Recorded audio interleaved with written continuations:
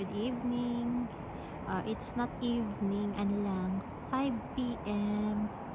Norway time. Ang ganda ng hapon namin. Ayan. Afternoon. Ang ganda ng paligid. Ayan. Ang kulay ng kalangitan. Pinkish. Pink. Diba? It's cold but ang ganda ng kulay. Ayan.